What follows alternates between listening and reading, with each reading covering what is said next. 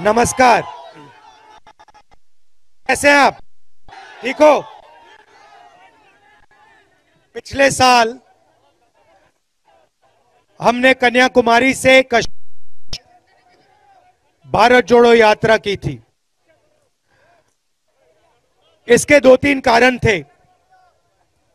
एक कारण था कि पूरे देश में आरएसएस, बीजेपी ने नफरत और हिंसा फैला दी है। एक धर्म को दूसरे धर्म से लड़ा देते हैं, एक जात को दूसरी जात से लड़ा देते हैं, एक भाषा को दूसरी भाषा से लड़ा देते हैं। करते क्यों हैं? क्या ध्यान इधर उधर करना चाहते हैं। उनका लक्ष्य सिर्फ एक है कि आपका जो धन है वो आपसे छीनकर उनके जेब में चला जाए। इसीलिए हमने भारत यात्रा की। किलोमीटर चले, किसानों से मिले, मजदूरों से मिले, युवाओं से मिले, माताएं और बहनों से मिले। युवाओं ने हमें कहा कि राहुल जी, देश का सबसे बड़ा मुद्दा बेरोजगारी है। हम डिग्री ले लेते हैं, कॉलेज में पढ़ लेते हैं, यूनिवर्सिटी में पढ़ लेते हैं, स्कूल में पढ़ लेते हैं, मगर आज के हिंदुस्तान में हमें रोजगार नहीं मिल सकता है। यह बात सही है, गलत है? किसानों ने कहा हमारे को अपनी मेहनत का फल नहीं मिलता, सही पैसा नहीं मिलता, सही दाम नहीं मिलता। हम अपना पूरा खून पसीना लगा देते हैं, जान निकल जाती है, और फिर चाहे वो धान हो, गेहूं हो, उसका हमें सही पैसा नहीं मिलता।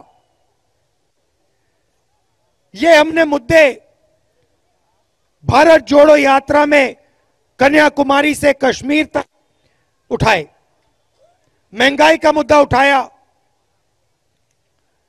तो लोगों ने हमें कहा कि देखिए, आप कश्मीर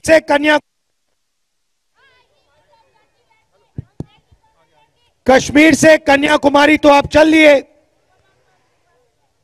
मगर असम, मणिपुर, नागालैंड, अरुणाचल, उड़ीसा, यहां तो आप चले नहीं, यहां तो आप गए नहीं।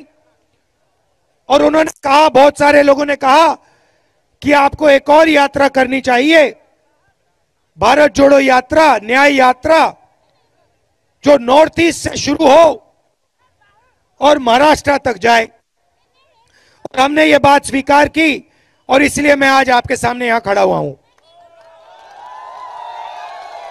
अब आप जानते हो असम में क्या हो रहा है, आप जानते हो।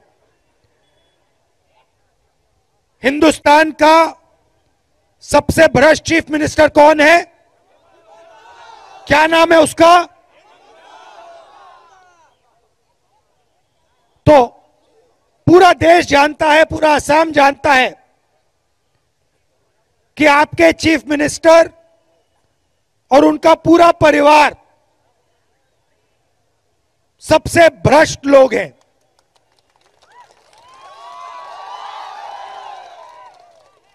अब ये सोचते हैं कि लोगों को डराकर, धमकाकर उनको दबा देंगे। जैसे यात्रा में कभी हमारा परमिशन काट देते हैं, कभी लोगों को आने नहीं देते हैं, कभी हमारे झंडे जला देते हैं, हमारी होर्डिंग्स गिरा देते हैं, मगर इनको बात समझ नहीं आ रही है। ये यात्रा राहुल गांधी की यात्रा नहीं है, ये यात्रा असम की जनता की आवाज की यात्रा है। और वो जो भी करना चाहे कर सकते हैं। ना राहुल गांधी, ना असम की जनता आपके चीफ मिनिस्टर से डरते हैं।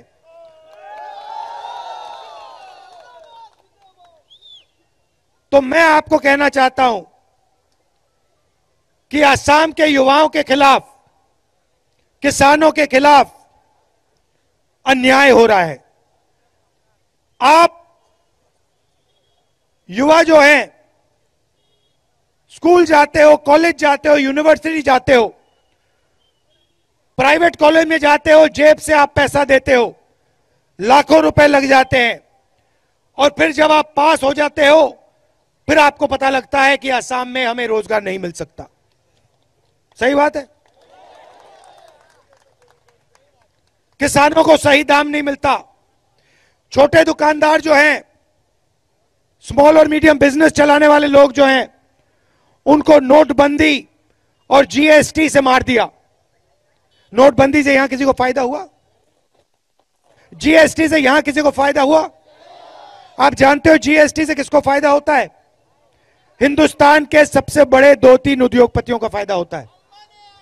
ये तो पूरी की पूरी सरकार, असम की सरकार एक परिवार के लिए चलाई जा रही है और देश की सरकार अदानी जी के लिए चलाई जा रही है।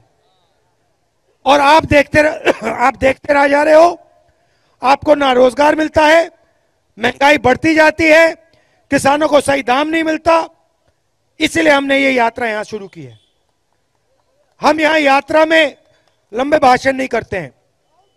7 घंटा 8 घंटा हम आपके साथ मिलते हैं। आपके डेलीगेशन आते हैं, लोगों से बात करते हैं, किसानों से, मजदूरों से मिलते हैं, छोटे दुकानदारों से मिलते हैं। क्या हो रहा है? जैसे अभी टी गार्डन के मजदूर आए, उन्होंने मुझे कहा कि देखिए हमें कम पैसा मिलता है, 250 रुपए तक मिलते हैं, एम्बुलेंस तक नहीं है, एम्बुलेंस में हम बैठते हैं, कंपनी वाले पैसे ले लेते हैं। तो ये मुद्दे यात्रा में हमें बताते हैं और फिर हम आपके मुद्दों के लिए लड़ाई लड़ते हैं। यह है यात्रा का लक्ष्य।